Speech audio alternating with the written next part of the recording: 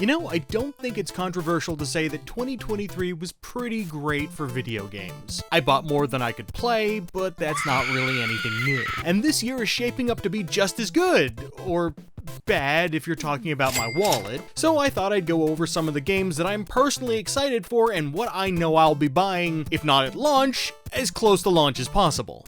But first, let's talk about some games that won't be on the list for various reasons, and I'll explain why. Okay, so first game on the not on the list is Suicide Squad Kill the Justice League. For the very simple reason, fuck live service games. I mean, obviously not all of them. There are games where the live service model makes a certain amount of sense, especially when the game is free to play. I'm not gonna get into it right now, but a lot of it has to do with the death of game ownership as a concept. So let's just say that if your game is a story-driven experience that shouldn't require an online connection to be played, but it has one, you're not getting my money. Oh, and hey Sony, this is also why I won't be buying Helldivers 2. Which is a shame because it looked neat, but I ain't paying for a game that could be dust in 6 months. Next up is Like a Dragon Infinite Wealth, and this is a little bit different because I'm absolutely down to play it, but I'm so far behind on the series that I really should finish one of them before I buy another. You know, just trying to be responsible for once. Oh, and the same thing definitely goes for Final Fantasy VII Rebirth. I bought Remake twice and I haven't even started it yet. The first step is admitting that you have a problem? Now, I can't really think of any others off the top of my head. I'm sure there are plenty of other games that I shouldn't be buying right away, but anyway, moving on to the list. So, without further ado, and in no particular order, here are the games that I'm most excited for coming this year.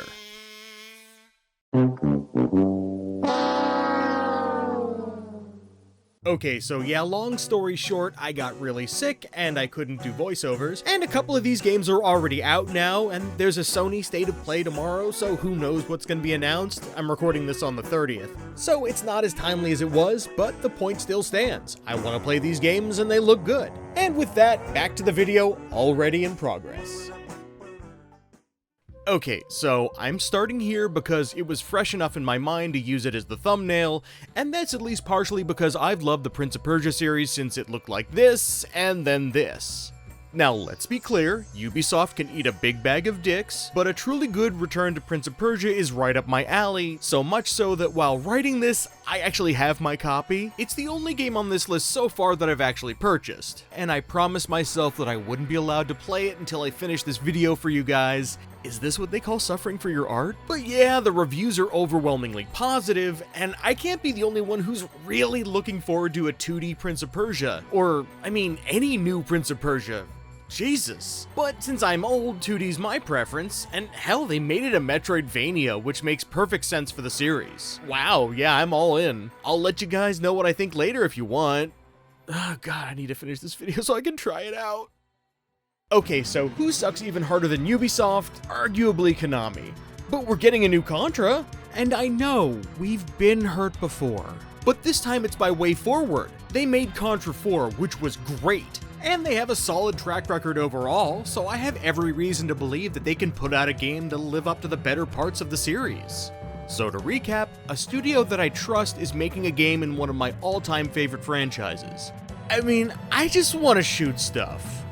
Now, if Konami could stop doing stupid things like giving the Silent Hill 2 remake to freaking Bloober Team, for the love of Machine Games, they really love killing Nazis. I hate him myself. And you know, the last Indiana Jones movie was good. It was fine. But I love the idea of being able to return to a younger indie helmed by the people who brought BJ Blazkowicz back to gaming prominence. And they're giving me yet another reason to be excited to own a Series X, so okay. If the trailer's anything to go by, it looks like they're going to try and strike a nice balance between combat, solving ancient puzzles, exploration, you know, like an Indiana Jones game. So, yes. Yes, please, more of this, please. Thank you. This game looks freaking adorable. That's it. Hey, wait a second. Didn't I just review one of these? You know, it's been almost a decade since we've had a new game, and it's been even longer since the series was good. So why am I excited? Well, it seems like this team has their heart in the right place. They're going back to basics. It's a period piece where you play as Edward Carnby, who just is David Harbour for some reason. Perfect. No notes. The demo that they had was fine, but I don't know if it was long enough to give me any clear indication of quality, at least as far as the bulk of the gameplay and long-term experience is concerned. So consider this one a big old pile of potential, and I really, really want it to be good.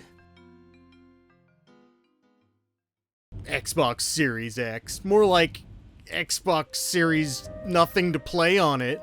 Isn't that cute?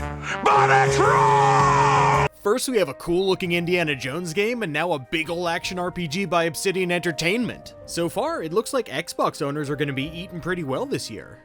Oh.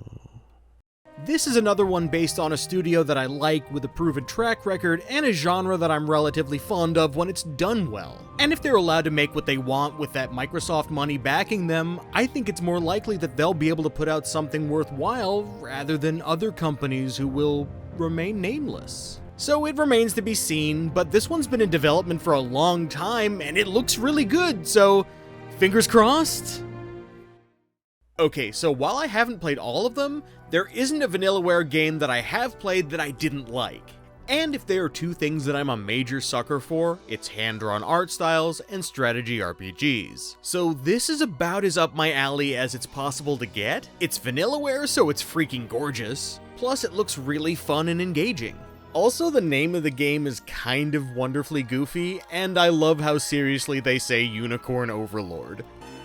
Unicorn Overlord. It's so good. Hey guys, so this part's gonna be a bit extemporaneous, off the cuff. That's about it as far as the games that I can think of that I really want to play. There are plenty more that are coming that I'm interested in. Smaller games, bigger games, things I didn't want to bring up because, like, for example, Tekken 8 was on the list initially, but then I forgot that I pre-ordered it and it came before this video was finished, so I've already played that one. It's really good though. It's really good so far. Hades 2 also looking really good, but I still need to finish Hades 1. There's way too much to play, and you know, I guess that's the point of this video. There's a lot to play right now, and too little time. Plus, I just like talking about video games. Okay, anyway, thank you for watching. I have a couple videos I'm working on now, but if you have any ideas of what you'd like to see me do next, please let me know. Shoot me a message, say something in the comments, come on the Discord. There is a Discord, and we'd love to have you, unless you're a dick. So, moral of the story, play more video games, and don't be a dick.